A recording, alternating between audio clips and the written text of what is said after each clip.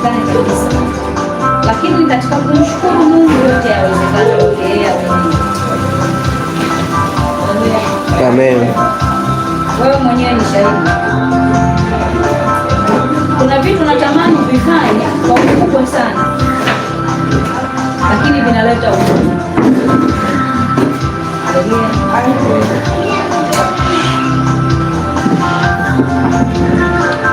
Nafasi moja tu ya wewe kuweza kufanikiwa katika kile unachokifanya kwenye maisha yako ya kimwili au maisha yako ya kiroho pia. Mshukuru Mungu katika kila jambo. Cha kwanza, mshukuru Mungu katika kila jambo, liwe nzuri liwe baya, mshukuru Mungu, kwa sababu katika kumshukuru Mungu unafungua njia nyingine ya wewe kuweza kufanikiwa au kuvuka katika hali hiyo ulionayo. Ingawa huwa ni vigumu watu kumshukuru Mungu wanapokutana na changamoto. Mara nyingi tumezoea kumshukuru Mungu tunapokutana na mazuri peke yake. Tunapokutana na ugumu, tunajua kwamba Mungu yuko mbali na sisi. Mungu hatuwazii mema, Mungu hatupendi, Mungu hatusikii. Tunajiona ni wadhaifu, tunajiona ni wanyonge mbele zake. Hata unapoenda ibadani, unafanya ibada ukiwa moyo wako ni mnyonge, umepondeka, kwa sababu unajua kuna vitu Mungu hakusikii. Haleluya. Amen. Hata unapofika wakati wa kumsifu Mungu, wakati wa kumwabudu Mungu, wewe unamwabudu Mungu kinyonge, kwa sababu kuna vitu haviko sawa kwenye moyo wako. Unajua wewe Mungu hakupendi, anapenda wengine tu. Haiko hivyo. Haleluya. Amen. Haiko hivyo. Wewe mshukuru Mungu katika kila hatua unayopiga, iwe nzuri au mbaya. Kuna vitu vingine hauwezi kuvilazimisha vikatokea, isipokuwa mapenzi ya Mungu yametimizwa juu yako, au mapenzi ya Mungu yametimizwa juu ya hicho kitu ambacho wewe unakitaka kitokee kwa wakati huo.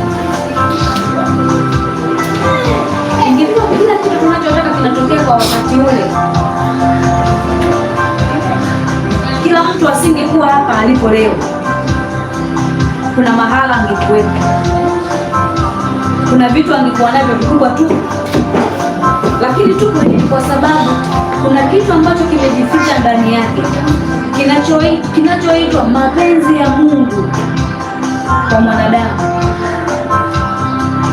Haleluya. Amen. Cha kwanza ambacho unatakiwa kukifanya, mshukuru Mungu kwa sababu bado uko hai, unaishi, unapumua na unatembea. Amen. Kwa sababu gani? Una uwezo wa kufanya kitu kingine kwa nafasi nyingine tena, na kikachanua na kikawa sawa. Kwa sababu gani? Bado unao muda wa wewe kuwepo hapa duniani. Maanake bado haujachelewa. Ahadi za kwako ziko pale pale, neema yako iko pale pale. Hata kama ikikawia kwa namna gani, iko pale pale. Kila mtu ana neema yake. Haleluya. Amen. Kila mtu ana neema yake. Neema yako usilinganishe na neema ya mtu mwingine, kwa sababu hauwezi kujua imebeba ukubwa wa namna gani. Sasa ukijilinganisha na yule aliyefanikiwa leo, waweza kuwa unakosea mbele za Mungu bila kujua. Kwa sababu gani? Kwa nini yeye afanikiwe leo halafu wewe ufanikiwe kesho? Kuna vitu ambavyo tunapishana. Haleluya. Kila mtu ana wakati wake wa kusimama na kutambulishwa mbele za Mungu. Usimlazimishe. Kama Mungu hajaamua kukutambulisha kwa wakati huu, ukamlazimisha kutambulisha ikiwa mapenzi yake bado. Wakati utakapofika atakuinua na kukutambulisha kwa wakati ulio sahihi. Haleluya. Kwa mshukuru Mungu kwamba amekupa neema nyingine tena ya kuanza mwanzo mpya na mwaka mpya. Maana yake Kristo yule aliyezaliwa ndani yako aendelee kuzaliwa siku zote. Maana yake kila siku kwako awe mpya. Haleluya. Amen. Usikalili tu kwamba tunasherehekea Krismasi kwa sababu Yesu amefanya nini. Mimi nachotaka kwamba wewe ujijengee ndani yako ya kwamba Kristo azaliwe kila siku kwako, azaliwe kwa upya. Anapozaliwa kwa upya kwako, ndani yako na kwenye vitu vyako, kuna vitu vinabadilika. Unavifungulia mlango wa wewe kubadilika na kupiga hatua nyingine, kwamba Yesu, mimi naomba uzaliwe kwangu kila siku. Panapokucha wewe uwe mpya kwangu, hautabaki kama ulivyo. Kwanza imani yako itaongezeka, imani yako itachanua, na imani yako itathibitika kulingana na neno la kinywa chako.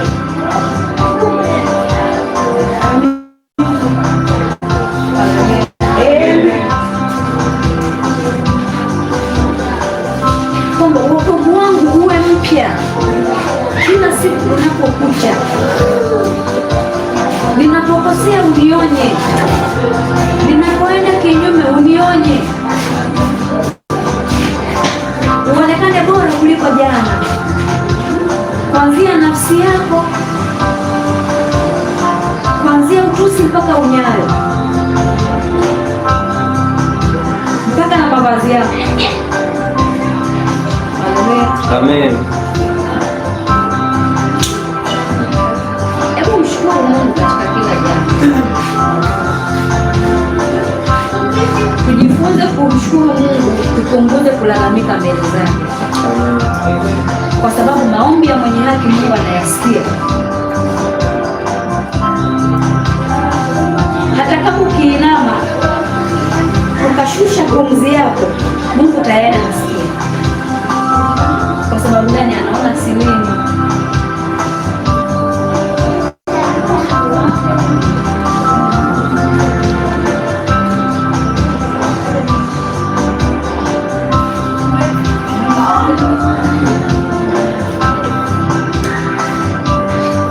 Nilijifunza kumshukuru Mungu wakati naondokewa na mtoto wangu wa pili. Haleluya.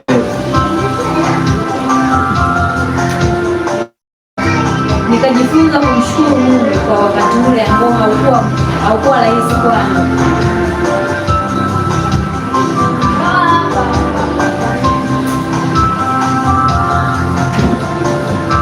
Mtoto anaenda kuzikwa, wewe umebaki hospitali na matibabu. Watu wakija kusalimia wengine na wewe wanakuuliza wa kwako yuko wapi? Unawajibuje? Wanakukumbusha machungu ndani ya moyo wako. Unajua kila kitu Mungu huwa anakiruhusu ikiwa na maana yake.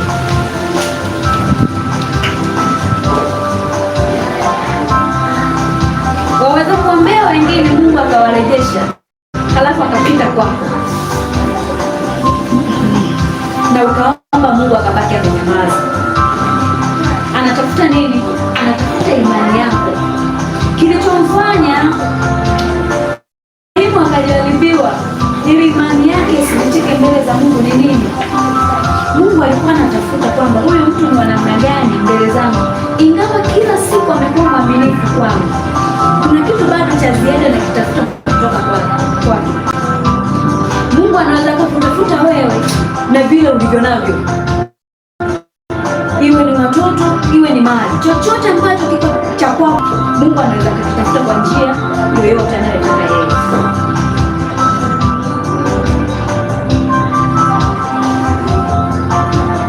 Ni ngumu kuelewa, lakini huwa hatuombi kwamba yatupate yaliyo mabaya.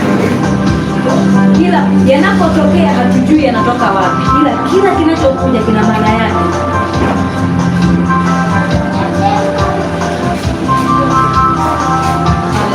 Amen. Wakati huo Ibrahimu amesumbuka kwa muda mrefu kwa habari ya mtoto.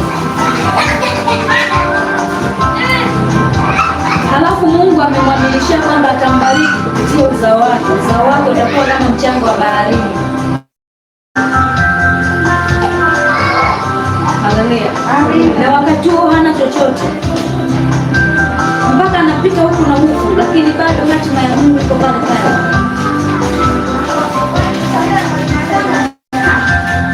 Angalia wewe umepita kona ngapi na Mungu amesema nini kinachokuhusu wewe.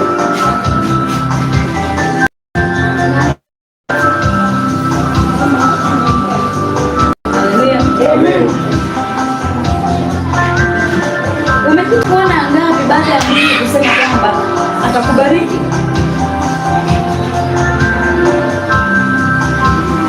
Umepita huku na huku ili uzifanye baraka za Bwana ziwahi kabla ya wakati, lakini bado siko pale pale. Amekaa kwa muda mrefu, hata alipokuja kumpata mtoto pengine Sara akaona ya kwamba sasa mzee wangu huyo mtoto anatokea wapi? Wakati wangu umeshaisha tayari. Lakini yupo Mungu ambaye ni mwanzilishi wa kila kitu, mwanzilishi wa ufahamu na kila kitu. Amen. Kushindwa neno lolote. Amen. Hiyo haipo na haitakuwepo. Amen. Haya mengine huwa ni akili za kibinadamu zinapofika kikomo, lakini Mungu yupo pale pale. Amen.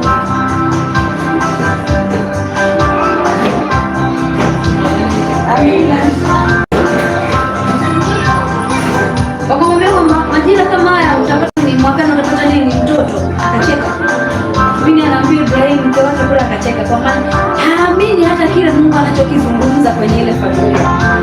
Wakamwambia mbona umecheka? Sema mimi sijacheka. Narudi sasa kwako kabla sijaendelea.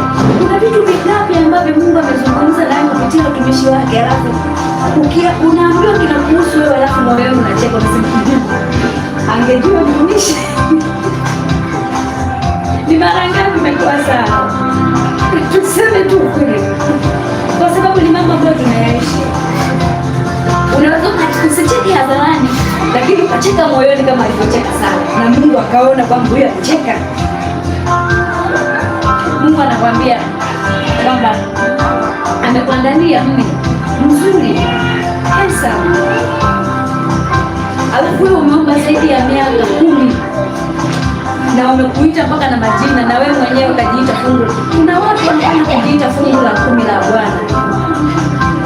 Unaelewa maana ya fungu la 10? Fungu la 10 huwa haliliwi na mtu. Ngoja nirudi hapa. Chonde katika jina la Yesu.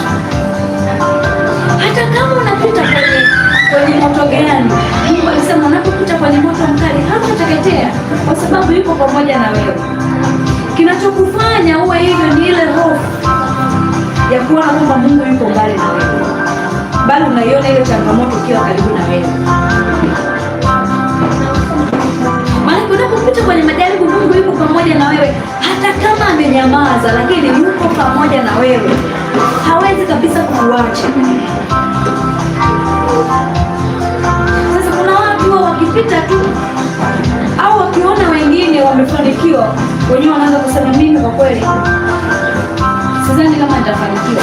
Na ukiangalia hapa, Mungu ameahidi vitu vingi juu yake, vingi, na mtu huyu akavitolea na sadaka, ila bila vipindi. Halafu moyo unapochelewa kujibiwa, Biblia imesema ni moyo wake unafanya nini? Unaugua. Mwambie moyo wako unapougua, ujifunze kumtegemea Mungu peke yake. Utavuka. Moyo wako unapougua, usitegemee mtu atakuvunja moyo, unashindwa kuendelea hata kama una maumivu kiasi gani. Na mimi nimeshakuwa fungu la 10 la Bwana, nimeshakuwa fungu la 10 la kanisa. Siwezi kuolewa, siwezi kufanya chochote. Fungu la 10 huwa haliendi kwa mtu yoyote isipokuwa kwa Mungu peke yake. Maana yake anajitamkia kwamba mimi ni wa Mungu milele, mwanadamu asinikaribie. Uone kwamba ni changamoto ya kuja kwanza kuvunja kile ambacho umekitamka kwa neno lake.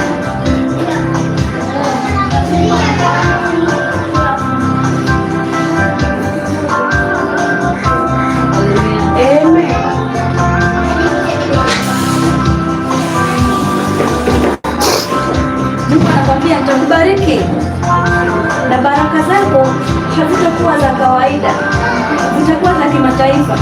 Ukiangalia sasa maisha ulionayo na pale unapopita unainama unacheka, tumeshangejua. Muulize ndugu yako, muulize jirani yako, mara ngapi umekuwa sana? Muulize wewe na sala mna tofauti gani? Muulize tena, mara ngapi umechika moyoni watu hawajui, ila Mungu wako anaona. Haleluya, amen. Kama ni mimi kabisa leo hii nifanikiwe mimi huyu, ukuu utainuka. Haleluya, amen.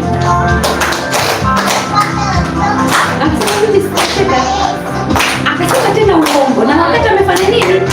Amecheka. Lakini Mungu hakuangalia hayo, aliangalia namna ya kutimiza nini? Ahadi yake kwao. Na baada ya kutimiza ahadi yake kwao, bado tena ile ahadi ikapita kwenye majaribu. Haleluya. Mungu anapoleta ahadi kwako, bado tena ile ahadi ataipitisha kwenye majaribu. Akuone sawa sawa na mtoto unapompa kitu. Unapompa kitu ukamjaribu kwamba naomba na mimi, uone kama atakupa. Mwingine anasema sikupi, kwamba hiki ni cha kwangu. Maana hata kama ukimwomba huyo hakupa, choyo huyo. Lakini unapompa afu kamwambia na mimi naomba, akakupa, maana yake huyo hawezi kukuzuia kitu chochote cha kwake. Kwa angalia hilo. Mungu anapokubariki huwa anakuja tena kukujaribu katika ile baraka. Je, utafanya kama anavyotaka?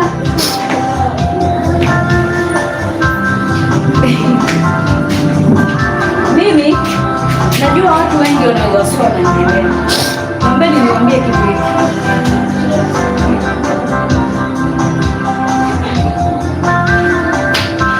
Mimi ni mtoto wa kwanza nyumbani kwetu. Wengine wote watano wanafuata wanaume tu. Wanne wote wanafuata wanaume. Maana mmoja aliondoka ni wa kike. Kwa hiyo tungekuwa wawili. Sasa kwa wakati huu nilionao, siwezi nikaruhusu wazazi wakaanza kutoa hela yao kwenye mfuko wao wakajinunulia mavazi wakati mimi nipo. Kama ninajiweza tafanya mwenyewe.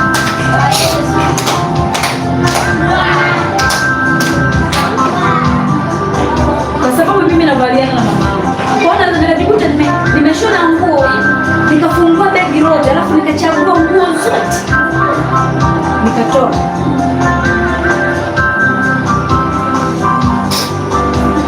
Nikabaki hata na nguo 3 au 4. Sasa wewe ambaye pengine Mungu amekupa neema, akasema nambariki mama yangu, halafu ukapata shida kwenye moyo wako, kwa nini kile kitu ambacho nimempa mama hajakivaa? Haleluya. Usihuzunike moyoni mwako. Haleluya. Mimi huwa ni mtoaji sana, kujizuia siwezi. Ila namsikiliza Mungu ndani anataka nitoe nini kwa wakati ule.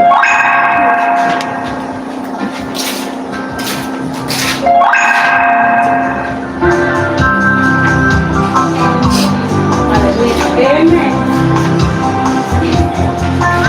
Sasa wengi wako wanapita kwenye changamoto, kwa nini kufanya hivi inakuwa hivi? Siwezi nikavaa nikapendeza, alafu mama yangu yuko vile. Hiyo yani haipo, haiwezekani. Kwangu mimi yani haiwezekani. Na ukiangalia mimi ni peke yangu wa kike.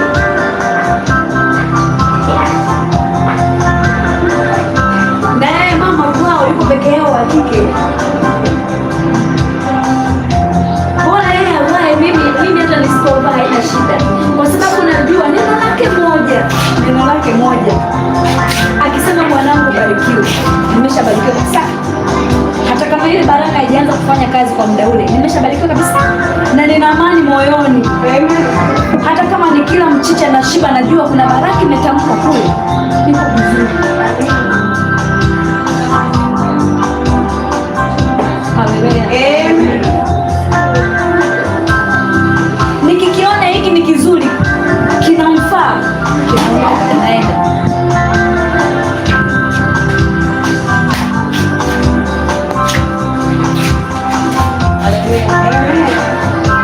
Sasa unasema kwa nini hapendi? Hapana, tena huwa anazivaa sana, lakini nafika muda nakumbuka kule, sasa hii mkwanza kule Tongani hivi, mama wangu anafanya ameshakuwa ameanza kuwa mzee, badala watafute hela ya kula na watafuta na hela ya nguo tena, na mimi nipo, haiwezekani. Kwa haya mengine nayamaliza mwenyewe. Wangapi na wazazi wao wakimuli au wakiroho? Wangapi na wazazi wao? Amen. Madam unaishi, fanya kitu kwao kwa uwezo wako, hata kama huna hela. Ujue mzazi, hata kama huna hela, ukimpa kitu chochote, moyo wake unafanya nini? Unafurahi. Atakuwa kila kipiga goti, Mungu mkumbuke mwanangu kule. Unajikuta kuna vitu vingine unatakiwa vipitie, vinaondoka vyenyewe, kwa sababu kuna baraka imetoka wapi? Imetoka kule.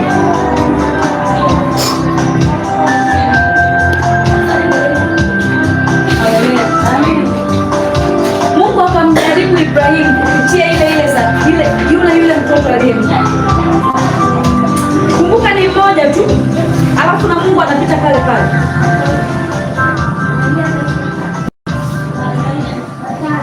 Mungu akamwambia kwamba uende ukanitolee nini? Sadaka. Alafu ajui sadaka inatoka wapi. Ukanitolee mtoto wako wa pekee umpendaye, Isaka. Na akaenda kimya kimya, hata mama ajui. Nisikilize nikwambie, kuna baraka zingine ukishirikisha watu hamtaelewana.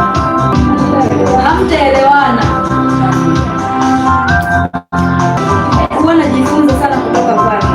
Huko tu kuna siku moja alipokuwa njiani akakutana na mtumishi mmoja, alafu Mungu yule mtumishi alikuwa anatembea kwa miguu, alafu Mungu akamwambia mpe hilo gari sasa hivi, alafu ushuke utembee kwa miguu. Unaonaje kama ndio wewe, alafu Mungu ndo amekupa wiki iliyopita?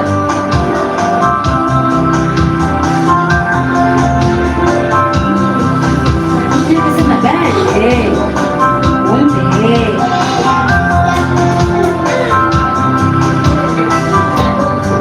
Lakini hakuizuilia baraka yake. Gari moja ikazaa magari mengi, akamkabidhi hati ya gari, akamkabidhi ufunguo, akamwambia hili la kwako, endesha, nenda na wewe, natembea, hamna shida.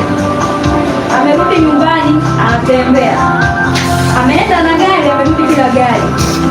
Wanafungua geti, akaingia bila gari. Hapo sasa anajiuliza kwamba nenda kusemaje kwa yule mama kwamba gari nimempeleka wapi na sijamwambia, na Mungu ameniambia nilitoe kwa wakati ule, sijaongea na huyu mama, inakuwaje? Nenda kuzungumza nini? Na gari bado jipya. Alipofika anatembea ndani, anajiuliza naanzaje. Mke wake akamuuliza, ndugu yangu, wewe vipi? Umeenda na gari umeiacha wapi?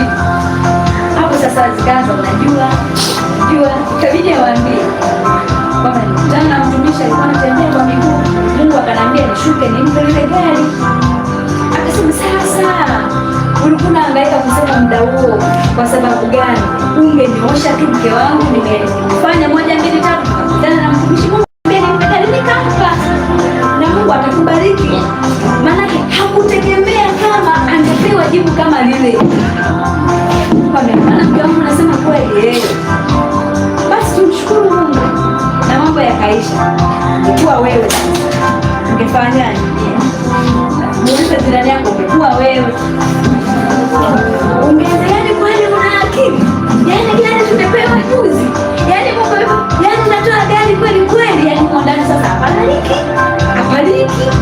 kabisa gari halipo. Haleluya. Wakati mwingine waeleweni waume zenu, waeleweni wake zenu, na muishi kwa kupatana na kwa kuelewana, na mfundishane nini maana ya utoaji. Hakuna kitakachoharibika, hakuna kitakachopungua. Kuna siku moja baba akaenda sehemu kwenye huduma, nimemnyoshea nguo zake vizuri, nikapata kwenye ndege. Ameenda kwenye huduma, alivyorudi akarudi na nguo aliyovaa,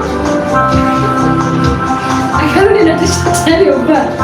Niambia ndugu yangu, vipi? Mbona begi limekuwa jepesi? Ananiambia nitoa sadaka. Basi mshukuru Mungu kupata hizo zingine. Na Mungu hakukawia kweli akafanya.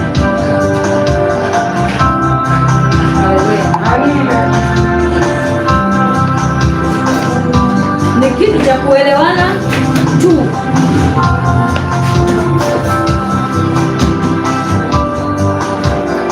Alipomtoa mtoto wake, Mungu akasema kwa kweli nimeamini sasa wewe unanicha mimi.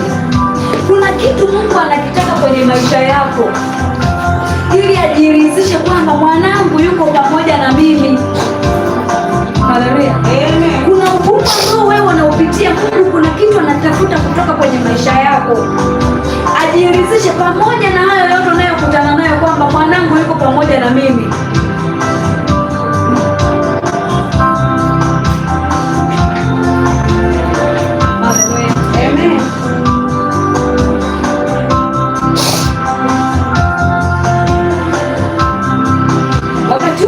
Amesema kwamba ninakupa mtoto ataitwa fulani na atakuwa mtu fulani, halafu unajifungua huyo mtoto anaondoka kwa wakati ule ule. Hapo si unamwona Mungu ni muongo? Unasema Mungu si unaniambia utanipa ahadi zako ni za kweli. Wewe si mwanadamu. Fanya nini? Kudanganya si mtu, na hata ugeuke ubadilike, haujawahi kubadilika. Hapa inakuwaje? Maanake kuna mambo mengi utajiuliza.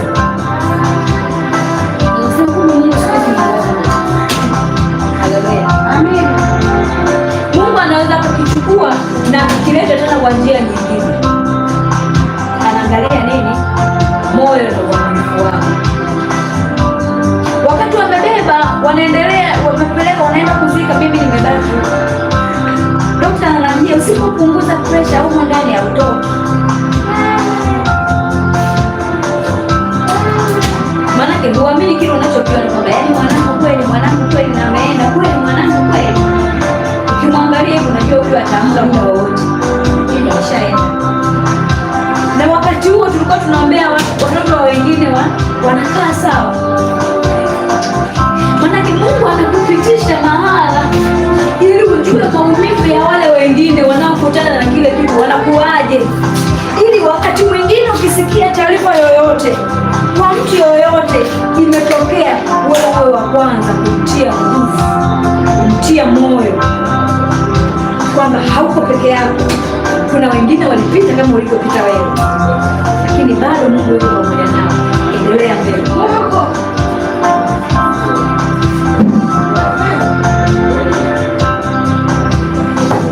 Haleluya. Amen. Juzi tukapata msiba, kaenda kwa wifi yangu karibu na baba yangu. Kaenda alijifungua mtoto, yule mtoto akakaa mwezi mmoja akafa. Nilifika pale, aliponiona akaanza kulia sana. Nikamwambia bado Mungu anaweza. Ni kwa sababu gani napata ujasiri wa kumwambia bado Mungu anaweza? Nyamaza. Kile kitu kilikuta. Haleluya. Amen. Nikamwambia mshukuru Mungu katika kila jambo analoliruhusu kwako, kwa sababu huwezi kujua ana mpango gani. Nikamwambia kwanza mshukuru Mungu alikupata nafasi ya kukaa naye kwa siku chache.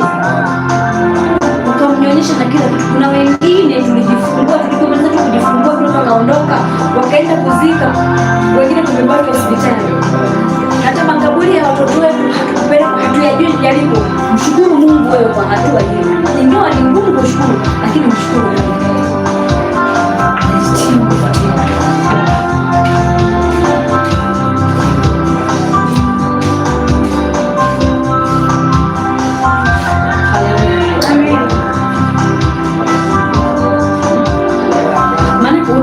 kuwa jasiri katika kila changamoto unayokutana nayo.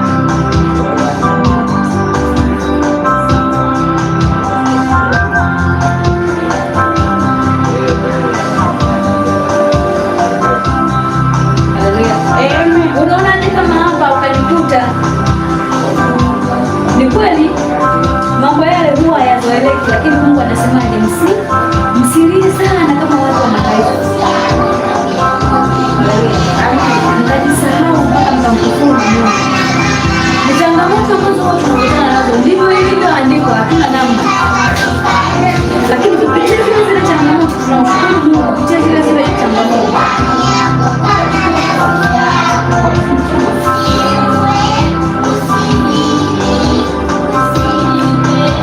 kuna wakati Mungu akanipitisha kwenye wakati mgumu miaka ya nyuma iliyopita hapa.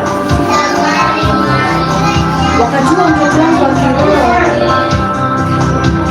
wa Mwanza mwaza na ile ilikuwa ya Mwanza aliugua kwa muda mrefu, ikafikia wakati unaomba, unamwambia Mungu usiruhusu jambo hili linatokea.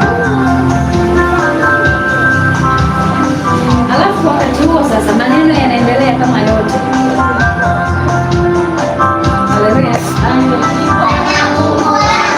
Wakati huo mtoto wangu ameondoka, watu wakasema kwamba wametoa nini, wametoa faili kanisa liongezeke. Wapendwa, na mambo mengi sana. Haleluya. Watu wana mambo mengi. Unapokutana mahala kuabudu, msifikiri wote mko kiroho. Kila mtu anamwabudu Mungu kwa namna yake. Na ndio maana mwingine anaweza kuzungumza na Mungu alafu mwingine nyuma yake azungumze na Mungu. Inategemeana na wewe unafunguaje moyo wako.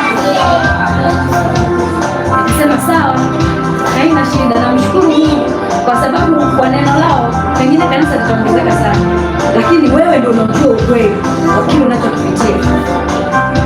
Unaweza kupitia wakati mgumu, sijajua kwa nini nasema yote haya. Halafu watu wakainua maneno mengi sana, wakasema mpaka wewe mwenyewe ukataka kujikataa, ukayaona kama yale maneno yana ukweli ndani yake. Sasa pengine huyu mtu ametenda dhambi, huwezi kujua. Pengine huyu mtu Mungu ameshamwacha. Wao wana uhakika gani na Mungu wako aliye naye kwamba amekuacha au yuko na wewe? Ila ni taswira zao, na hauwezi kuwanyamazisha kama wameamua kuzungumza. Acha wazungumze mpaka watakapomaliza, alafu Mungu baadaye atatolewa kumaliza. Tunamwona hata siku hizi, hata kusali kwake kumepoa, hata maombi yake mnayasikia siku hizi, maombi yake sio kama yale ya zamani. Lakini wewe ndio unajua unakutana na ugumu gani. Kuna wakati mtu unapita, hata ile Baba katika jina la Yesu unashindwa uanzaje kuitamka, ila hakuna anayeweza kujua. Kuna wakati unaomba kwa muda mrefu, kuna wakati unapita hata nusu saa kuimaliza ni changamoto. Wewe ndio unayejua unakutana na nini. Sasa mtu akiona hali anasema huyu tayari. Kumbe katika ugumu ule kuna kitu Mungu anataka kiongeze kwako, ambacho kimebeba ukubwa wa uwezo wako. Amen. Amen. Na hata mtu akitaka apandishwe cheo lazima afanye kwa bidii. Kuna wakati unaongeza bidii mpaka moyo unachoka, lakini kumbe kuna kitu kimeandaliwa. Kumbe bosi anataka kupandisha ngazi nyingine, halafu unajikuta unapewa kazi nyingi peke yako, mpaka unasema kwani mimi nina nini? Kumbe kuna kitu anakitafuta pale ili aweze kupandisha ngazi nyingine. Sasa kwa maneno yangu unajikuta umejikosesha kabisa.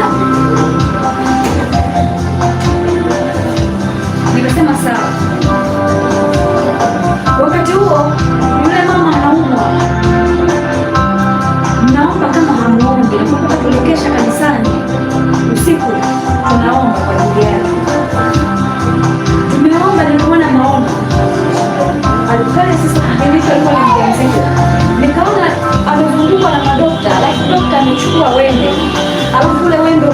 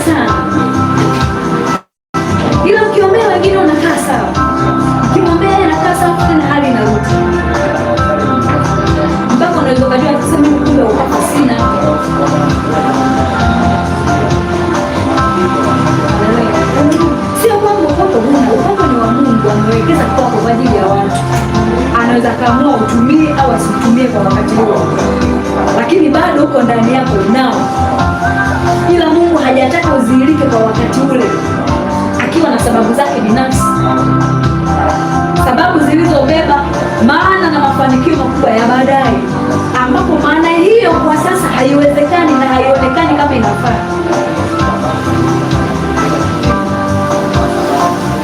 Basi tuendelee kuomba. Ametoka hospitalini, mimi naenda nafanya kazi kwake, napika, nalemea, nafanya, nikimaliza narudi kwangu. Kipindi chote kile naenda nafanya kila kitu, nahudumia watoto, kila kitu, nikimaliza jioni narudi kwangu. Siku moja akawa amesikia amepeleka hospitali, kaendelea kuomba. Nimerudi nyumbani naomba. Sasa kipindi hicho baba ameondoka, amekuja huko kwa ajili ya kufanya maandalizi ya uhamisho, amekuja kuangalia eneo la huduma. Mimi nimebaki huko, nimeomba. Baadaye nimelala, nikaona maono, nikaona mti mkubwa na miti fulani hivi, ni mikubwa na vijani vidogo vidogo kama ina, ila ni mikubwa minene, ile natutana kidogo kidogo. Sasa nikaona ule mti ni mkubwa, halafu nikaona shoka nikakata, nikachukua ile ngozi ya ule mti, halafu niliona vile ule mti ukaanguka chini.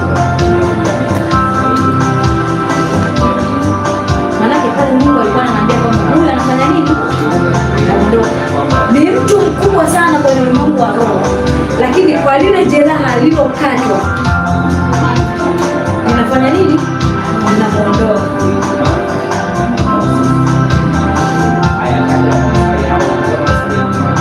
Ule mtu katika kabisa chini, akaanguka chini.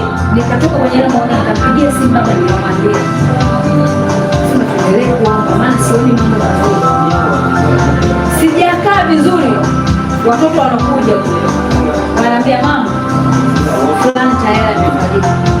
Nikakaa chini, nikashindwa cha kufanya. Nikamwambia Mungu, kwa nini umeniruhusu kanisa lako likakuwa changamoto?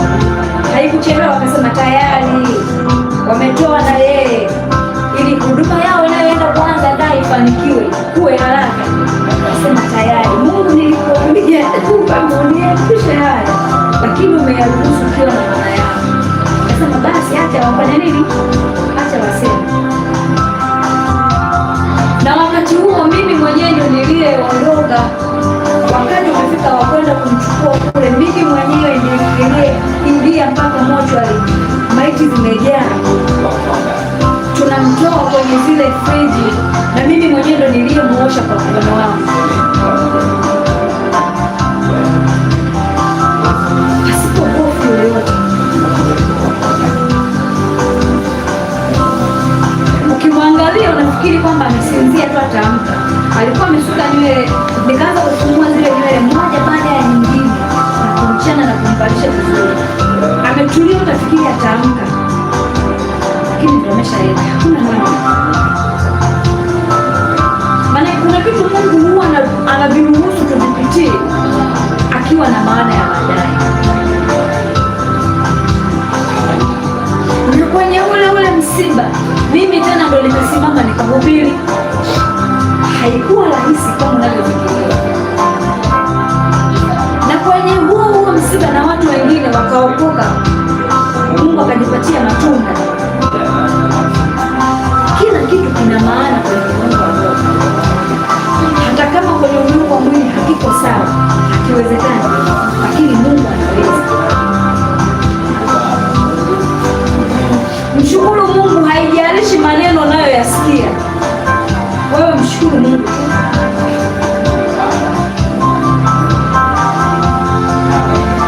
Kuna vitu umeomba Mungu bado hajafanya. Wewe kuna muda mwingine tenga muda wa kumshukuru Mungu tu. Baba, nakushukuru kwa 1, 2, 3. Nakushukuru kwa hiki na hiki. Toa na sadaka. Halafu uone wewe Mungu wako kama atakuacha. Biblia inasema katika ile Zaburi sura ya 107. Zaburi 107 ndio mstari wa kwanza. Inasema hivi, mshukuruni Bwana kwa kuwa ni mwema, kwa maana fadhili zake ni za milele.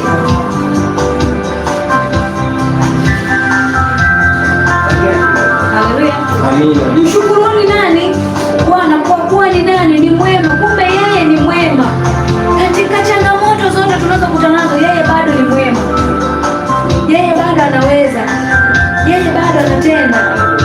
Umefungwa mlango wa kwanza, mlango wa pili Mungu ataufungua.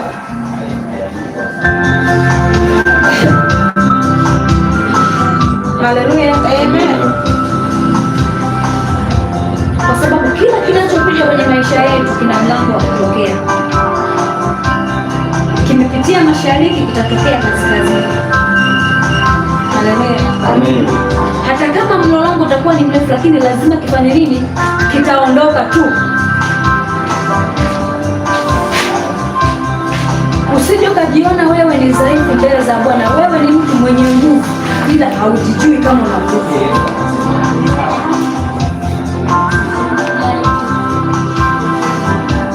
Gideoni akaambiwa, ewe shujaa. Akajiuliza, mimi nina ushujaa gani? Nasaga ngano hapo, ushujaa wangu natoka wapi? Shujaa kweli anaweza kukaa kwenye maeneo kama haya? Lakini kumbe ilikuwa ni njia yake ya kumkamilisha awe shujaa. Mwangalie Yusufu, hata kama ndugu zake walichelewesha baraka yake kwa kipindi fulani, lakini Mungu alikuwa na maana yake.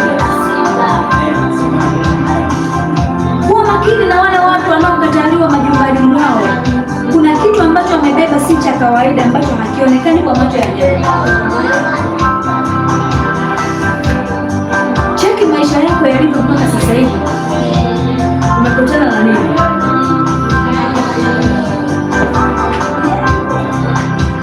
Kuna wengine wana ndugu lakini kama hawana ndugu, kwa sababu hakuna msaada wote unaotoka kwa ndugu. Anapambana yeye masaa yote, anajipambania yeye mwenyewe.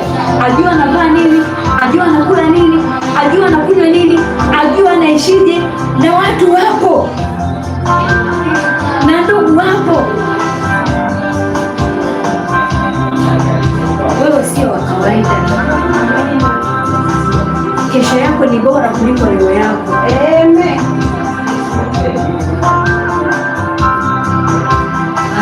Amen. Unapita kwenye changamoto kama unaitika hivi kwa hivi. Hapa duniani kuna kusudi gani ambalo limenileta hapa? Mbona kila kitu nakutana nacho mimi tu? Ukiona kila kitu unakutana nacho wewe tu,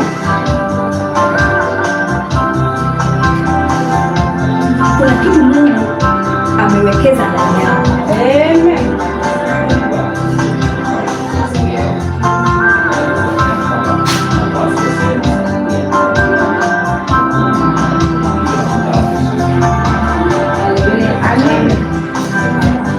Unaonaje ukimkuta mchungaji analia madhabahuni? Wewe utafanyaje?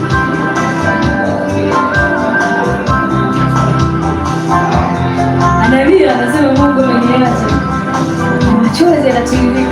Wewe uliyekaa huko utafanyaje? Si ndo utazimia kabisa? Maanake yeye haijalishi kwamba, si kwamba hakutani tena, anakutana na moto mkali kuliko hata wewe, lakini baada akisimama anasema Yesu ni Bwana. Baada anasimama akutie wewe nguvu, lakini yeye mwenyewe kiuhalisia kuna mambo hayaendi sawa. Haleluya, amen.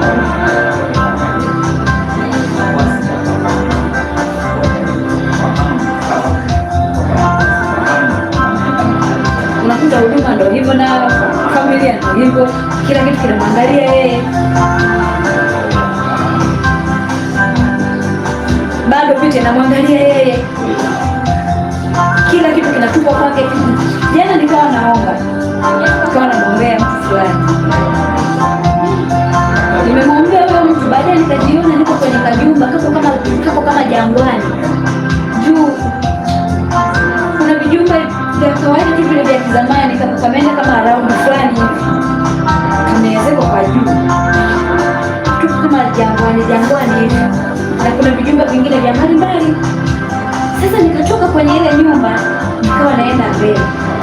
Yule mtu nilikuwa namwombea, na yeye akatoka mle ameshikilia upinde na mshale, mpaka nipige.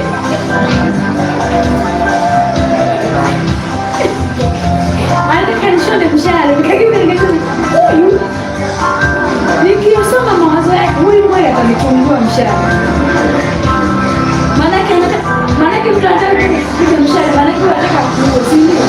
Maanake anakupatia mawazo ambayo sio mazuri. Ila wewe unamlea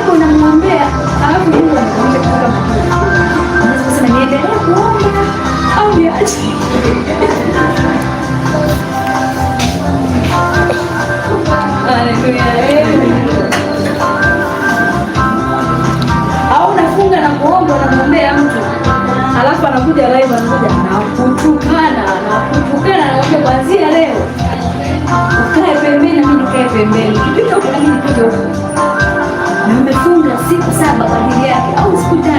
Mungu amefunga siku 3 kwa ajili yake. Usipoangalia utajua ni yeye. Kama Mungu ameruhusu, Daudi akasema kwamba acheni anitukane, ikiwa kama ni Bwana ameniruhusu mimi ni nani nimkatalie? Maanake Mungu anaweza akaruhusu kabisa akaja akakutukana, tena akakutukana vilivyo. Hayo mimi nimekutana nayo. Kuna Mungu akaruhusu mtoto mmoja anitukane vilivyo, alafu Mungu anasema wewe ni mwanao, anamwambia wewe ni mwanao, nimekupa. Mungu mtoto huyu yana anakutukana kama mwenyewe, anasema yeye, lakini Mungu amefanya nini? Ameliruhusu, na anasema ni yeye amefanya nini? Ameruhusu. Kama Mungu ameruhusu, kwa mpole tu kama Daudi. Kama umeruhusu anitukane, basi sawa.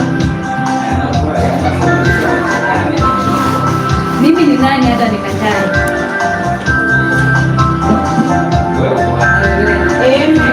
Mtu hawezi kukubalika kama hajakataliwa kwanza, lazima ukatae ndio waje kukubali. Haleluya. Nakumbuka hata kipindi cha nyuma, kipindi rais wetu aliyetangulia alivyoanza kazi, kuna vitu alianza kubomoa ili aweke mambo sawa. Watu waliinuka wakaanza kusema, si ndivyo? Walisema sana mharibifu anafanyaje, lakini baada ya kuja kukiona kila anachokifanya akawa tumaini kwa watu. Lakini mwanzo wake aliyokuwa anautumia haukuwa kwa kawaida. Njia yake aliyoitumia mwanzoni ilikuwa ya kawaida. Hawakujua kwamba inaenda kuzaa nini kesho yake. Haleluya. Amen. Kwa hiyo acha wakukatae kwanza. Acha wakutukane kwanza. Wewe mshukuru Mungu tu. Mwambie Mungu ni muda tu. Acha wakuchamburue mpaka wewe mwenyewe ujione kwa kweli hapa nimeisha. Wewe mshukuru Mungu tu.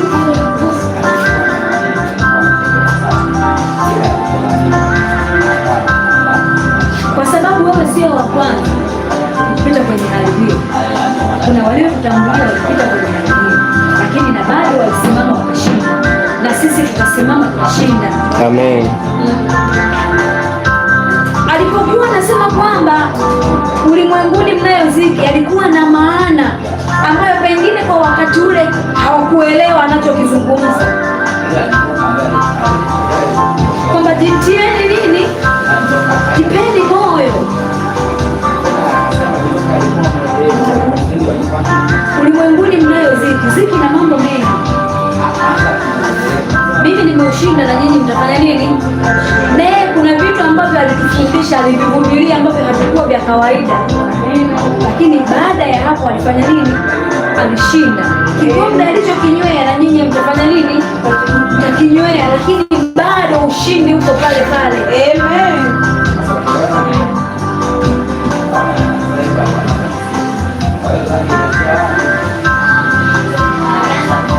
Ulishawahi kukataliwa hadharani na unawasikia watu wanavyozungumza na wanavyokataa hadharani, na wewe unasikia, unaweza ukasema hapa sirudi tena, hawa watu siwasamehe kabisa. Kumbe ni muda tu umeachiliwa.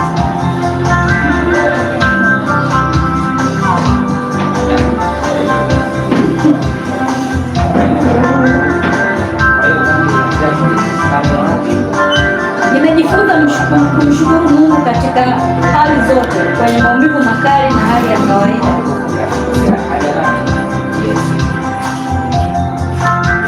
Walimwengu wanasema mvumilivu hula nini? Mvumilivu hula nini? Nini maana ya mbivu? Ni kitu ambacho kimeshaiva tayari, si ndivyo?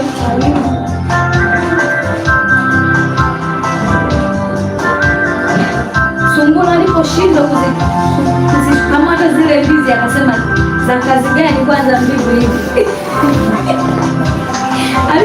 alishindwa kuifukuzia baraka yake, akaiona kwanza haifai.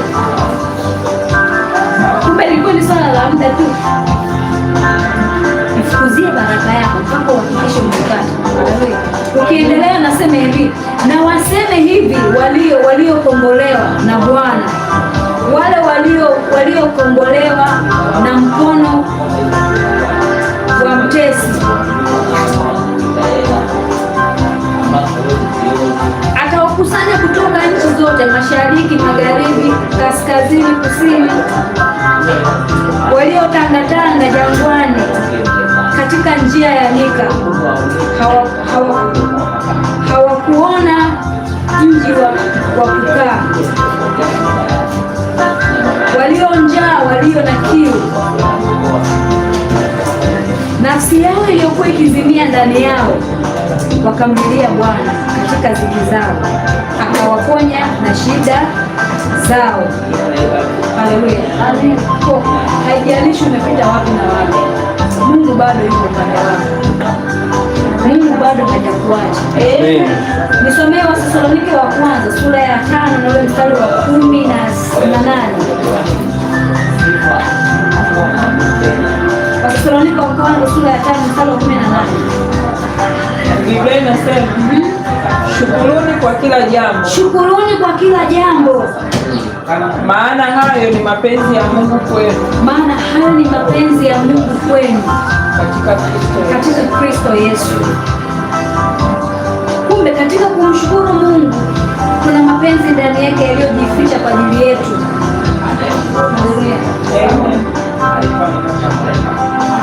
Mwenzio humuelewi, mshukuru Mungu. Unapita kwenye changamoto, mshukuru Mungu.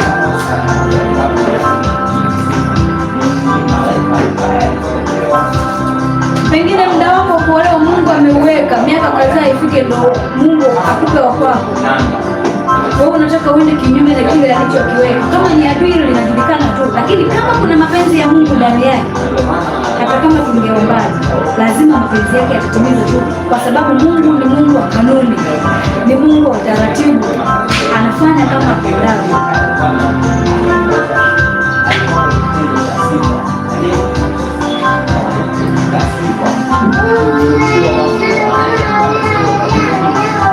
Haleluya.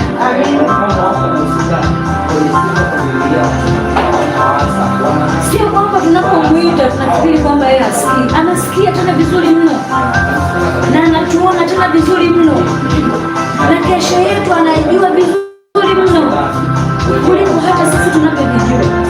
Wewe kesho yako unaijua? Ulijua leo utaamkaje? Unapougua unajua kwamba kesho naugua. Unapokaribia kupona unajua kesho napona. Unaanza kupata majibu yako. Unapoanza safari mwanzo mpaka mwisho unajua unafikaje, lakini una imani katika nani? Katika Kristo Yesu. Lazima nifike salama, kwa sababu yupo ninayemwamini atanifikisha salama.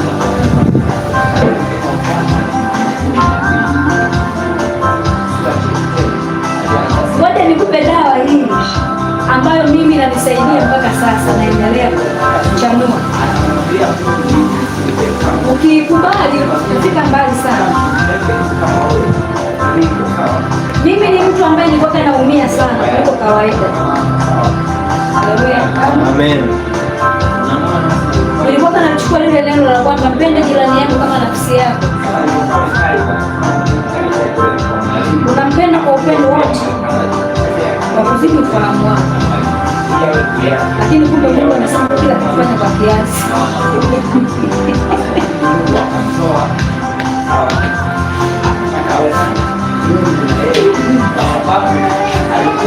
Mambo ya Mungu jamani, macheni Mungu yeye mwenyewe atajua. Haleluya. Kila kitu fanya kwa kiasi. Basi unajikuta unaumia kweli, unaumia kweli. Kwa nini iwe hivi? Kwa sababu gani iwe hivi? Mbona mimi nafanya 1, 2, 3? Sasa na yeye sasa akishajua kwamba huyu mtu ananipenda kuliko hata maelezo, changamoto inaanza kuanzia. Anaweza kufanya chochote anachokiona kiko sawa, kwa sababu anajua hauwezi kufanya chochote, kwa sababu unafanya nini? Unampenda. Anajua huwezi kuamua maamuzi yoyote, kwa sababu wewe ndio umeisha kwake. Haleluya, amen. Anapoona yale machozi yako anafurahi, anasema ni mimi.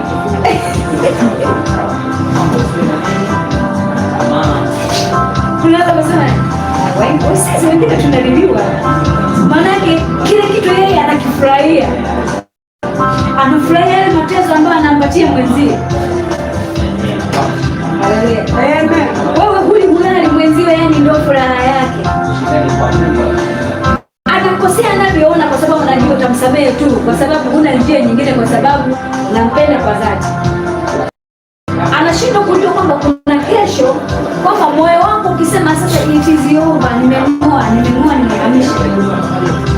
nimehamisha kweli. Haleluya. Hata Mungu anawapenda wale wampendao. Nikwambie sasa, anaenda na wale wampendao. Sasa wewe endelea kung'ang'ana na wale usio, unang'ang'ana kwenda nao ambao unaona kabisa hawa hawako upande wako na kazi yao ni kukuumiza tu. Hebu wakati mwingine kuwa strong, jiamini, fanya mambo yako mwenyewe. Sijajua kwa nini nasema kwa sababu udhaifu wako ukiuonyesha kwa mtu, yule mtu anapitia ule udhaifu wako kushambulia wewe mara mbili.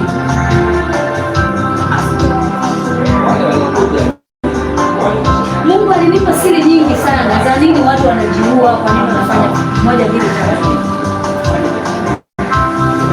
Haleluya. Mungu akanifundisha, akaniambia mwanangu, ukitaka ufike mbali, kila kitu chukulia kawaida. Hivi Mungu asingekuwa anatuchukulia kawaida hivi, mimi na wewe leo tungekuwa hapa? Tuambizane tu. Mungu asingekuwa anatuchukulia kwa neema yake, mimi na wewe leo tungekuwa hapa? Tusingekuwepo kwa sababu wengine hata ni ushuhuda, tumenusulika kufa mara kadhaa bila idadi. Tusingekuwepo hapa.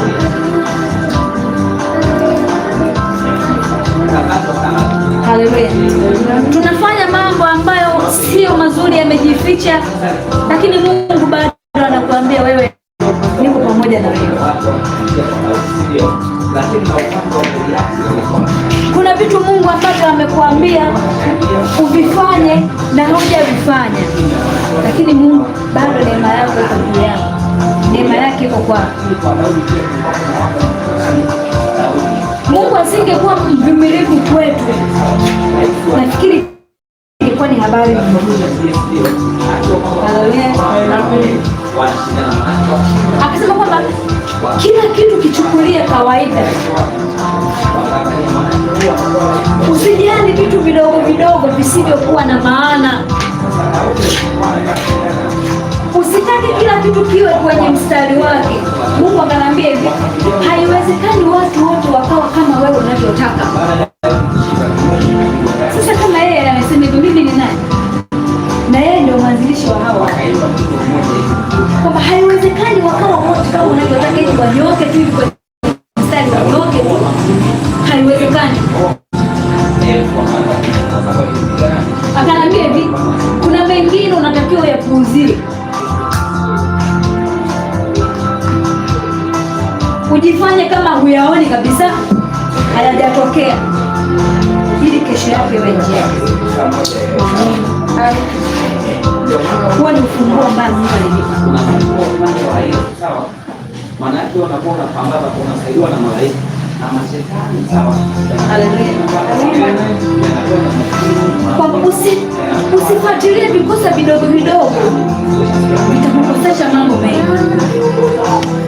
Kuna mtu mwingine mtu akikosea, hebu jifanye kama vile lile kosa hujaliona, alafu nyamaza kimya. Usizungumze kila kitu. Hata kama amefanya kosa kubwa kiasi gani, alafu akaja akafanya kosa kadogo kazungumza. Maana yake Mungu anatafuta kwamba wasinielewe au wasikuelewe kwamba wewe ni namna gani vipi. Kwamba mtu amekosea kosa kubwa kabisa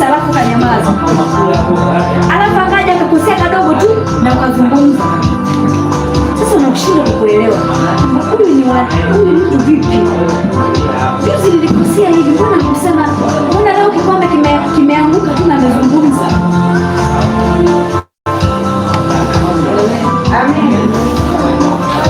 Nikamwambia kumbe natakiwa nifanye hivyo. Sawa.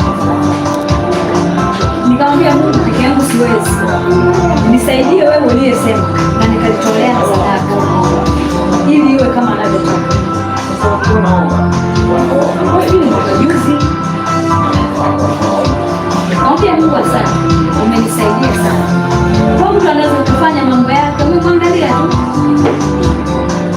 akafanya vitu vyake, umemwangalia tu akakusema na wewe unasikia, afu umemwangalia tu, na akija kwako unamsaidia na unamwombea, unambariki, endelea na maisha yako, kwa sababu yaani nimeshamwambia Mungu kwamba anayenisema aniseme mimi na kusema wewe, kwa sababu wewe ndio umeniweka kwa mimi, sihangaiki kwamba nao mwenyewe. Inafikia mahala mtu unaweza kumwagiza kitu zaidi ya mara 3 na asifanye, alafu kasikia neno naambia nyamaza, usiingie tena kuongea, na ukanyamaza, ukainuka ukafuata kile kitu na maisha mengine yakaendelea. Maana yake Mungu akanambia kuuzie kila unachokiona mbele yako. Unafikiri ni rahisi? Mungu akasema no, sivyo, utakaa peke yako.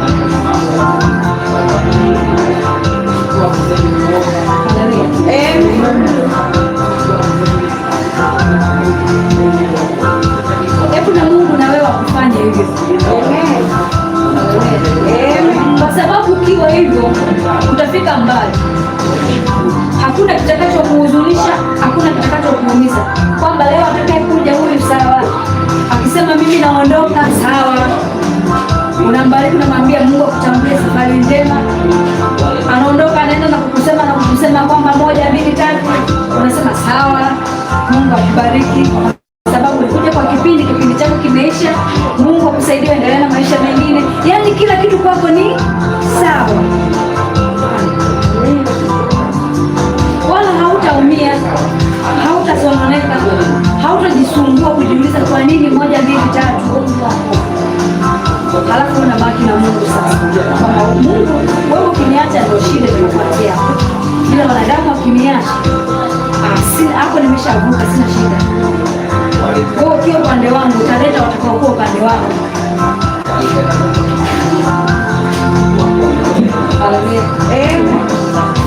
Nikavuka mpaka leo, namshukuru Mungu. Maanake Mungu anakufundisha namna ya kuishi na watu, kwamba unaoishi nao wanaweza kukosea sana, lakini achilia moyo wako, usiweke vitu wapi ndani.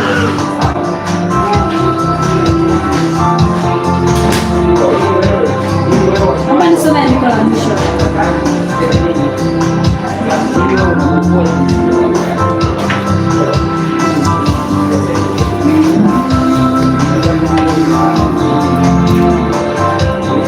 kwa mshukuru Mungu kwa kila jambo.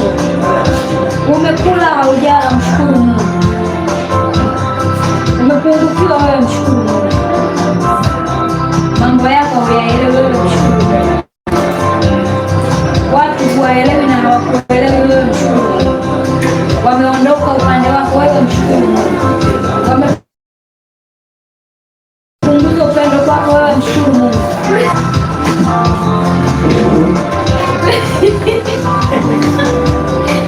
Kuna siku moja Mungu akanionyesha kitu hiki. Nikamwambia Mungu, nataka nione kitu fulani. Mungu akanionyesha. Mungu anaweza kukuonyesha kitu kigumu, usipoangalia unakata tamaa, lakini unatii. Na ukiwa jasiri, Mungu atakuonyesha vitu vingi sana. Amen. Anakuonyesha wote walioko upande wako na wasio upande wako, alafu unanyamaza, unatulia. Haleluya. Amen. Unanyamaza, unafanya nini? Unatulia, yani kama vile haupo. Unajua yule yuko upande wangu, yule yuko upande wangu, yule ananiamini, yule ananiamini. yule ananiwazia hiki, na mtu mwingine anaweza kaja mbele yako akaongea kitu, alafu jinsi anavyoongea, alafu Mungu anakwambia tofauti na kile anachoongea. Alafu namwambia sawa, nimekuelewa. Mambo ya kimungu saa nyingine unatakiwa jifanye kama kichaa.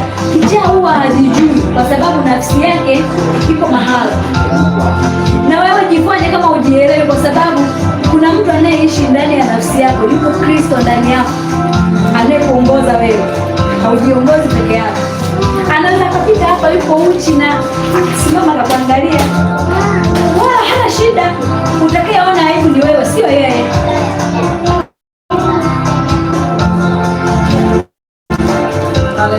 Amen. Kuna vitu vingine vya kimungu natakiwa uvifanye hata watu wasipokuelewa, imradi Mungu anakuelewa, yatosha.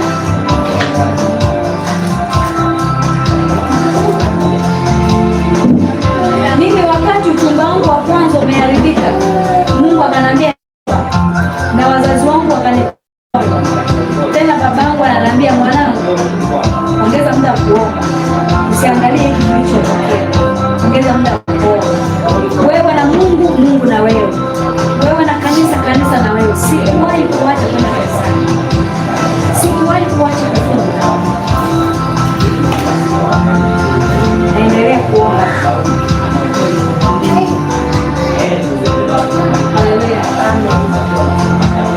Ikafika mpaka Mungu ananiambia mshukuru Mungu kwa sababu tayari umekwisha kufa mume na mume bado hajaonekana. Mungu anamwambia mshukuru Mungu. Maana yake kuna siri katika kumshukuru yeye.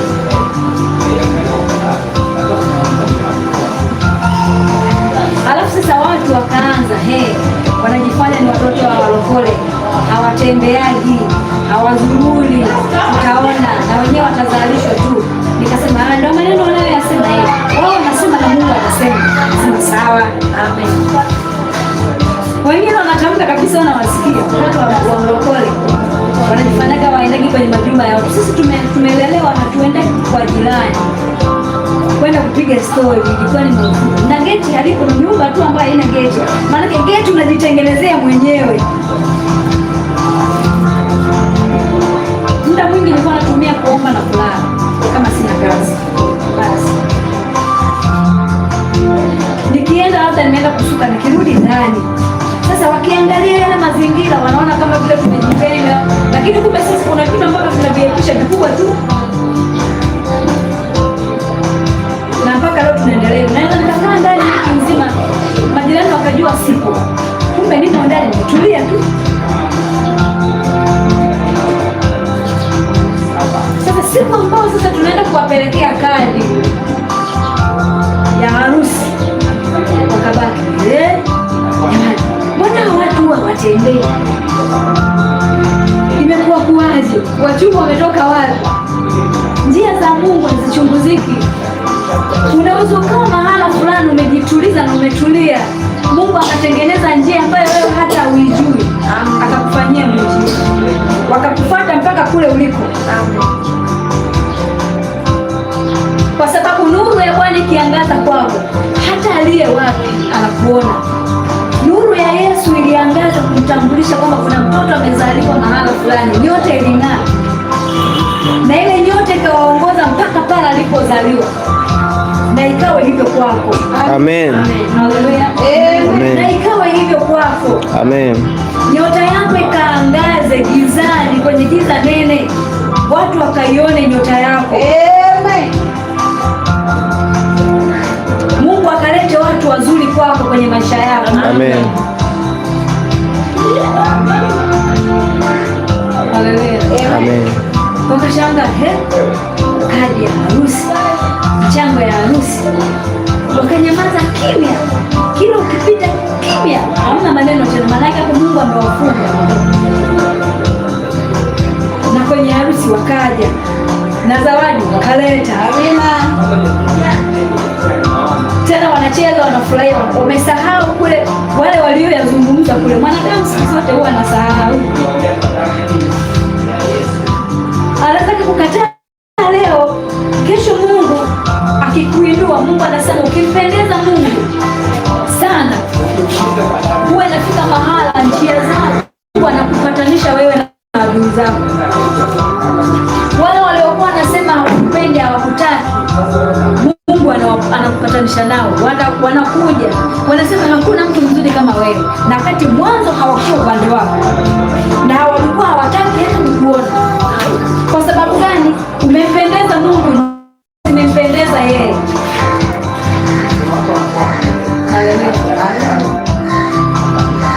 Kuna watu hawana namba zako sasa hivi, wewe tulia, nyamaza. Kuna siku utapigiwa simu hata haujui namba nani amempa.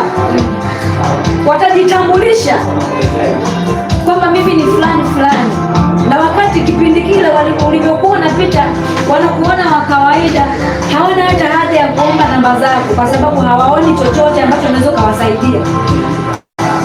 Lakini wakati huo ukifika, wanaitafuta namba yako usiku na mchana,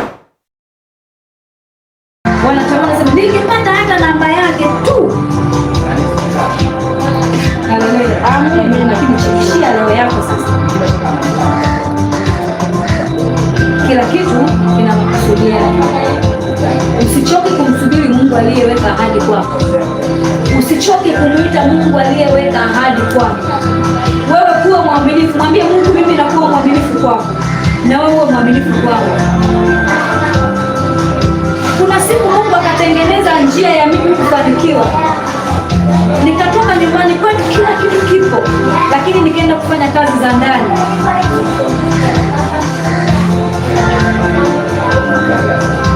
Haleluya. Mpaka wakati mwingine nilijiuliza, hivi hapa ilikuwa kuaje? Lakini kumbe ilikuwa ni njia ya Mungu ambayo haikuwa ya kawaida. Nilipofika kwa yule mama, nimekanyaga tu kwenye mlango wake, Mungu akazungumza naye kwamba huyu aliyekuja hapo ni mtumishi wangu, nimemleta kwa kusudi maalum. Hajaja kufanya kazi, bali amekuja kwenye nyika yake ya maombi. Pengine unaweza ukawa mahala fulani, kumbe ni nyika yako Mungu ameitengeneza kwa makusudi maalum, pasipo wewe kujua. Alivyonitazama yule mama, alikuwa anasema na Mungu sana. Alivyonitazama akaniambia, wewe uliyekanyaga kwenye malango yangu, Mungu ananiambia wewe sio mtu wa kawaida. Sasa wakati ule simuelewi, kwa sababu nikijiangalia mimi mwenyewe sijielewi. Sasa ananiambia mimi sio mtu wa kawaida, maana yake amenijuaje? Mimi labda ni mchawi au? Na nikapata neema kwenye ile familia. Wakaniambia kwamba wewe unajua naabudu mahali fulani, lakini wakanionyesha mpaka kanisa kwamba hebu nalo abudu liko sehemu fulani, liko hapo na sisi tunaabudu hapo. Wao walikuwa ni KKT, lakini kama hautaona shida, tunaweza tukaabudu pamoja. Nikamwambia mimi sina shida, mimi nachojali ni Mungu wangu aliye ndani yangu na sio madhehebu.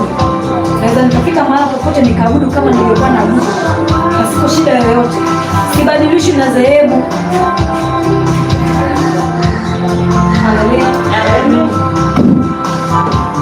Kwa sababu Mungu hana dini, ila watu wana dini. Mungu ni wote wenye nini? Wenye mwili. Na akasema usione dini ya mwingine ni mbaya, wewe ukaisifia ya kwako. Nikasema mimi narudi pamoja na ninyi. Kwa hiyo kama kule kuna semina wananiambia naenda, lakini mimi narudi pamoja. Nikafika mahali tukapatana kwa na yule mama.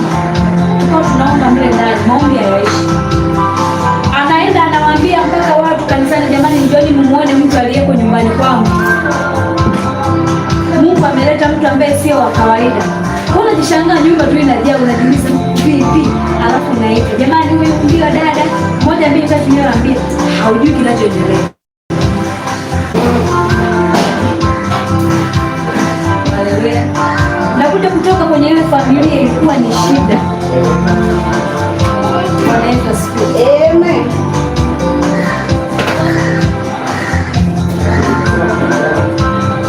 Kumbe kule nilikokwenda ndiko mume wangu aliko, na ndo nyumbani kwa anapotoka mume wangu,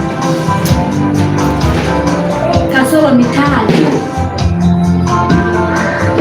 Kumbe napeleka ukweni, nasogelea ukweni bila kujijua.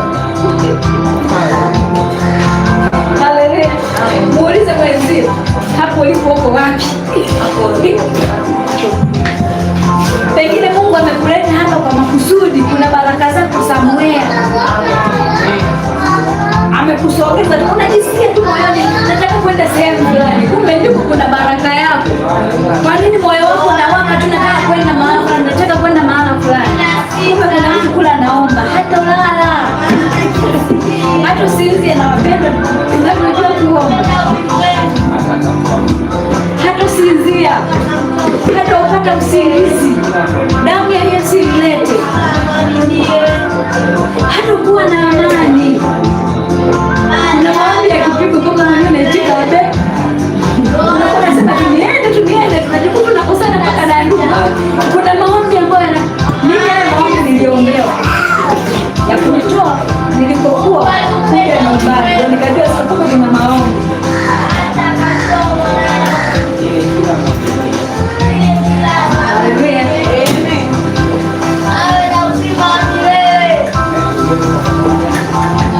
Sasa wakati huo sasa tayari nabii wa Bwana alikuwa anakuja kwetu. Mimi nimemkuta nyumbani kwetu, alikuwa rafiki yake na mama yangu, wanaomba pamoja. Naona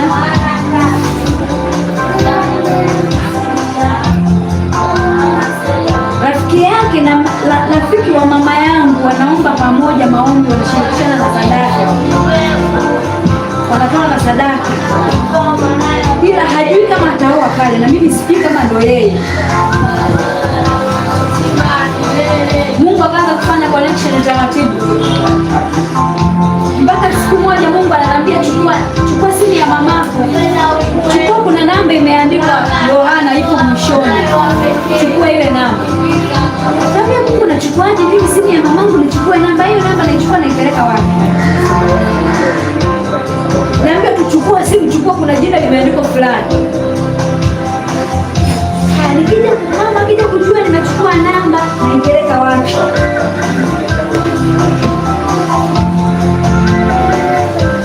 Nikachukua ile simu, nikakuta jina liko vile vile, nikachukua nikasema, na mimi nikasema vile vile, nikanyamaza kimya. Siku ya siku naambiwa mtafute, naambia Mungu, namtafutaje mimi? Wewe mtoto wa kike unaanza kumtafuta mtoto wa kiume, inawezekana kweli? Kweli kwake Bwana yanawezekana, lakini kibinadamu inawezekana? Si utaonekana wewe una adabu, utaonekana wewe ndio tabia zako za ovyo ovyo. Kama Mungu bado ananipa mtihani, nikamwambia nenda kanunue pocha yake hapo mtafute. Ile pocha kweli nikaenda kununua, nikaiweka, nikaunga kabisa, tena sikuweka salio, nikaunga meseji, nikanyamaza. Naambiwa mtafute, naambia namtafutaje mimi? Sasa pale nilipokuwa nakaa, kuna binti nikamuuliza, kama kumtega tu, nikamuuliza hivi, kama wewe Mungu amekwambia mtafute fulani, uongee naye, kila siku mwambie kwamba ongee naye, kumbe yule naye mwambie naye amewekeza hazina kwa yule naye. Naona ninyi mnaoomba Mungu awape waume na wanawake, wewe ambapo umewekeza na kuna mwenzio namshirikisha naye amewekeza pale, nenda kwa akili. Haleluya, amen. Sio kila kitu chako kitoe kwa mtu, hata kama umechumbiwa, nyamaza kimya, haihusiani. Aningejimaliza ingekuwaje? Kumbe huyu naye anaomba, anatoa na sadaka, na yeye awe wa kwake, mimi sijui. Kumbe na yeye nilipo pale, na yeye huwa anakuja pale, ndipo kwa bibi, kwa mama yake ambaye amemfundisha huduma. Unaona Mungu anavyonipitisha. Nikamtega yule binti, akanambia akanitukana yule nani. Sasa tena nanitukana mimi, nimeuliza, akanambia kwani wewe ni mpumbavu? Wewe umeambiwa namba hii hapo, umtafutaje? Unataka kushinda kutafuta nini? Nikasema moyoni, nikasema wewe na Mungu leo ni mmoja. Sema sawa, nikanyamaza. Nikachukua simu yangu nikaandika message, nikasema Bwana Yesu asifiwe, shikamoo, mimi fulani binti fulani ni namba yangu, nilikuwa naomba uniombee 1, 2, 3, nikapata na maombi.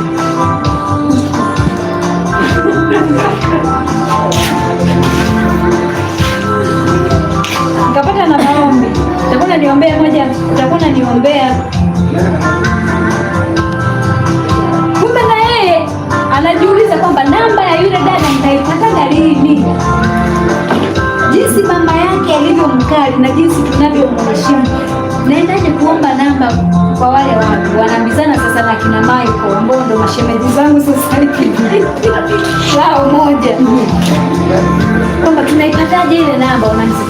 Tutaipataje? Mimi mwenyewe kuniomba hawawezi kwa sababu niko serious.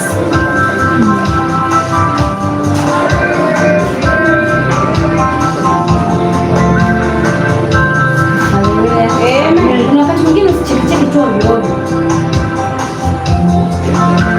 afu watu wakakuchukulia kirahisi. Haleluya. Basi kumbe kule naye alivyoiona ile namba akashangilia. Siku sasa anakuja kuniambia, akashangilia na shemeji yangu anaitwa Michael, wakafurahi walivyoiona ile namba, wakasema tayari namba imejileta yenyewe. Haleluya. Nakwambia njia ambayo mimi nimeipita, wewe sasa hivi sijajua unapitia njia ipi. Nilimaliza pale kutuma ile message, simu ikaita, nikasema sasa hapa naipokeaje? Natetemeka, naongeaje hapa, naongeaje? Hadi yule binti alikuja kaninasa kibao, anaambia na wale uone simu inaita, piga tena. Yaani hapo ninatetemeka mwili na roho, yaani kama vile ninamuona yuko hapa. Unaona sasa connection Mungu ambazo ni kwa nini utetemeke kama hakuna sababu? Kwa nini utetemeke? Kwa nini moyo wako ufanye piu piu piu? Kwa sababu zipi? Maana yake kuna kitu pale. Watu wanashika wanasema kuna connection. Ndivyo. Haleluya. Basi nikapokea nikamsalimia, yani yuko nasalimia nisielewe. Basi tumemaliza pale kusalimiana, nikasema sipigi tena, mimi sirudi.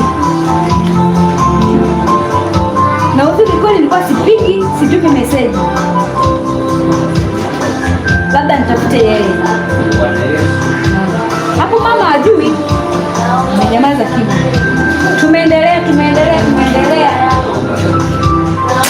Siku Mungu anakuja kuniambia huyo ndio mume wako. Sasa mimi sitaki shida na watumishi. Huyu si mtumishi wa Mungu, mimi sitaki shida na watumishi wa Mungu. Sitaki shida. Mungu analeta na huyo ndio yeye. Na ukitaka kujua kama ni yeye, atakuja. Maana mtoka pale nilipokuwa naishi anapajua. Atakuja ataomba chaji ya kuchajia, alafu nyumba nzima utakosa chaji, utakuwa nayo wewe. Kweli sijakaa sawa, wote wakaja yeye na Michael na Amani kwa yule mama. Moyo kufanya kasema Mungu tayari. Alipofika picha kwanza akauliza, jamani kuna chaji au simu yangu haina moto? Wengine wote chaji wakakosa. Alafu nikawa nayo mimi. Nikaenda nikaambia chaji, kumbe kanambia huyo ndio. Basi tumeendelea, tumekuja kutoka pale, nikaenda kule sasa Geita ambapo nilikuwa nasema. Kumbe kule Geita ndo nyumbani kwao. Mimi sijui. Maana Mungu ametengeneza njia mimi niende nikafanye kazi za ndani kwa watu. Kwa sababu ya nani? Mume wangu yuko. Kumbe na yeye wiki hiyo anaenda huko kwao kwenye mkutano. Sasa kuna siku akatuma message akaniambia kwamba kaongea vitu vingi, akasema mimi nimekupenda, nataka uwe mke wangu. Na mtonga swali moja, Mungu alipokuambia.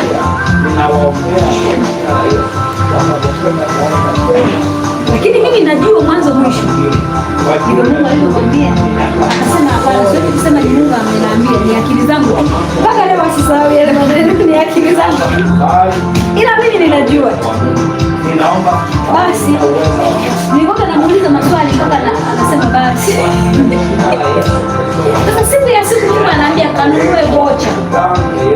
simu sasa hivi mwambie nimekubali. Akasema Mungu niwezaje? Nikaenda kweli Mungu hata 500 nikaweka.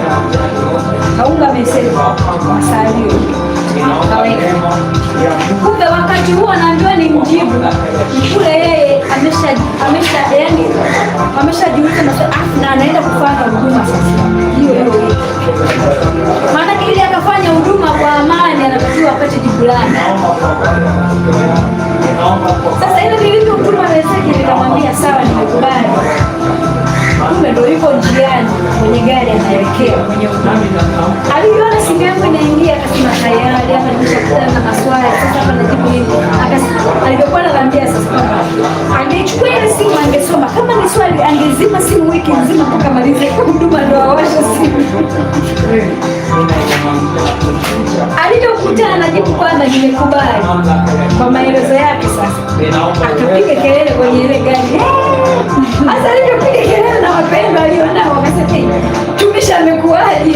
Sasa bahati nzuri amekaa karibu na Amani. Na Amani na Mai walikuwa kama maji na samaki. Akasema wewe vipi? Akaichukua naye simu. Naona nimejibu. Nimekubali. Naye akapiga kelele akaruka. Anasema jambo sasa mashetani anaenda kukiona cha Mungu. Basi naendelea hivyo mpaka sasa. Kuna wakati nikamshirikisha mama akasema wewe. Akasema wewe, mbona mimi nivua nguo wewe? Nikasema mimi mama sijui. Mimi nakwambia tu. Fulani wewe alikuwa anakuja nyumbani. Wananikuta nimejiachia Niko kwenye single ni saa nyingine tunapika tunakula tunakonga na tano tunaomba na kuombe. Leo wewe awe mtu mwingine nikamwambia huyo. Sasa mengine yanihusu. Basi tunaendelea hivyo na mzee nyumbani akabulishwa. Nikamwambia Mungu nataka ni kitu kingine cha mwisho. Kama ni yeye kweli. Sasa wakati huo akanambia kwamba niende kwenye mkutano. Kumbe naenda kutambulishwa sijui. Bahati nzuri nikaenda na rafiki yangu ambaye alikuwa kule anaitwa Ana. Nikamwambia Mungu nataka nikifika kwenye ule uwanja wa ile nyumba kama mimi kweli ndio wafanya kitokee 1, 2, 3. Na nikamwambia hicho nilichokiona kitatokea na nenda umejiandaa tayari. Kweli tukaenda. Tumefika wakatupokea mashemeji.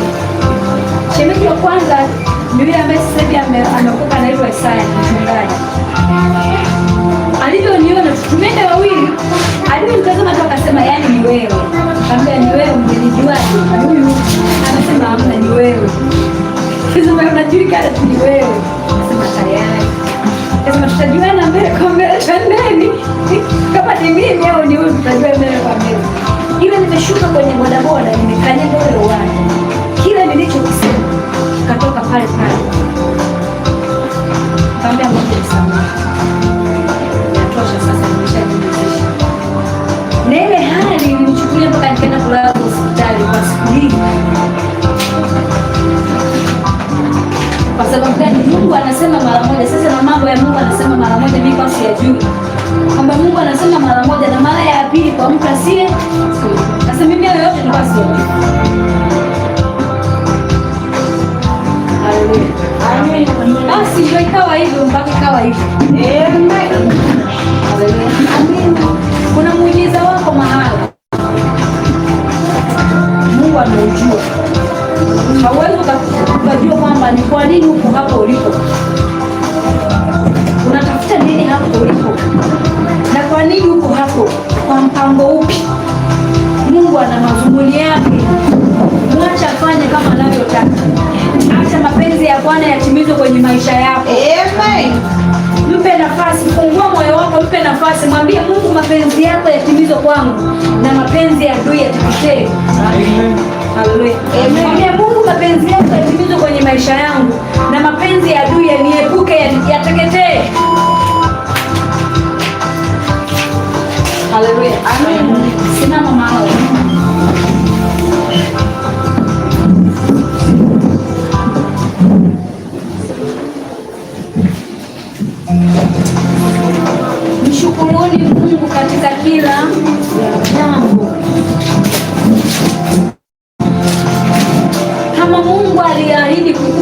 mwingine atakupa tu changu, atakupa tu mwanangu, tena mzuri, atafanyika kuwa baraka kwenye maisha yako.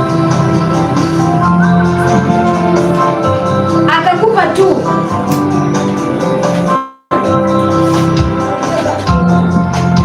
Nakumbuka Joshua kipindi hicho anapita kwenye changamoto kama hiyo. Kila anayekuja Mungu anampa mtihani, ule mtihani unamshindwa, naondoka. Kila anayekuja Mungu anampa mtihani, mtihani unamshinda, naondoka. Haleluya.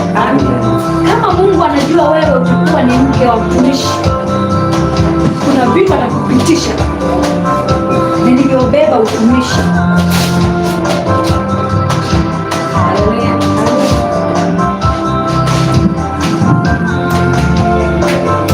Kuna vitu atakupitisha.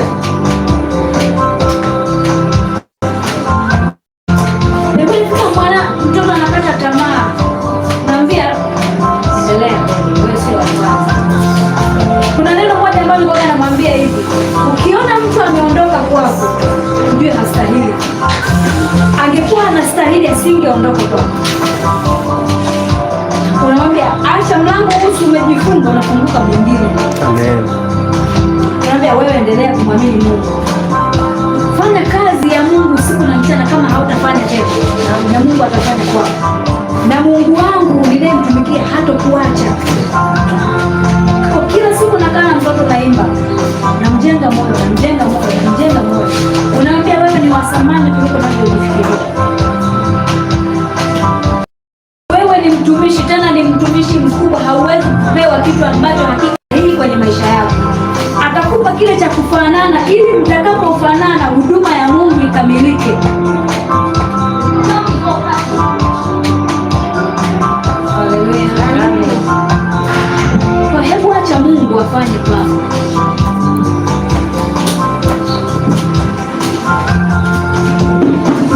Mungu anatafuta uaminifu kwako.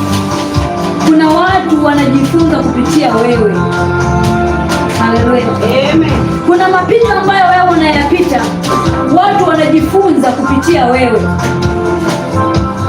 Ukikata tamaa, kuna watu ambao wanakufuatilia kujifunza. Ukikata tamaa, na wao wanakata tamaa, kwa sababu wanajiaminisha kwamba wewe ukiweza na wao wameweza, wewe ukifanikiwa na wao wamefanikiwa, wewe ukipita pale na wao wamepita. Kwa hiyo usiwakatishe tamaa walio nyuma yako, wanaojifunza kutoka kwako. Endelea mbele. Haijalishi msalaba ni mzito kiasi gani, endelea mbele. Huu ni mwaka wa urejesho. Kila kitu kitarejea kwako. Kile Mungu alichokipanga kwenye maisha yako kitarejea. Kile adui alichokiharibu, muujiza wako aliyouharibu mwanzo, Mungu anaenda kurejesha. Chochote ambacho kimeondolewa kwako, Mungu anaenda kukirejesha tena kwa upya. Amen.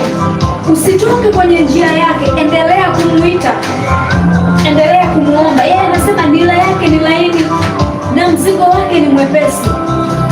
Njooni kwangu ninyi nyote mnaosumbuka na nini? Na mizigo mizito, mnaolemewa na mizigo mizito, nami nitawapumzisha. Mwambie Mungu, mzigo wangu ni mzito, ubebe wewe, kwa sababu mzigo wako ni mwepesi na nila yako ni laini.